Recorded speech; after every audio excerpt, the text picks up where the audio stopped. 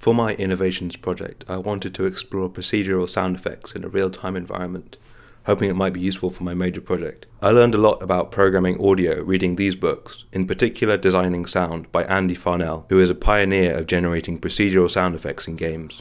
Farnell uses Pure Data, or PD, a free audio programming language and environment, so I learned the basics of the language. I went around Bournemouth with a decent microphone plugged into my laptop to record some wind sounds as reference. Recording at the beach was far too windy to be usable, but I took some photos on my phone, which I stitched into a 360-degree panorama in Photoshop. I decided to start coding directly in C#, Unity's main language. In a separate thread from the normal game loop, Unity provides access to an audio buffer, which is an array of thousands of sound samples, floats from -1 to 1, updated dozens of times per second. By writing to every value in the array, I could generate sound. I started with a couple of basic synthesizers, a sine wave, the simplest form of sound, one frequency, and white noise, random values spanning -1 to 1, theoretically every frequency at once. Additive synthesis is adding sine waves together to form a more complex sound. Here is a basic PD patch.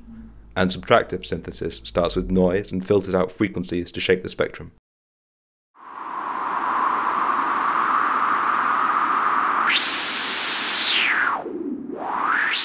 I used additive synthesis for a wind gust sound effect, with a number of sine oscillators whose frequencies and volume over time were controlled by an animation curve in Unity.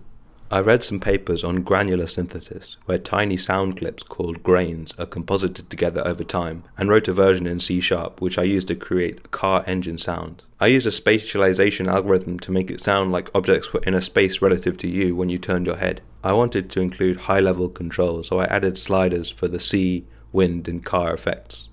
Here is the final soundscape.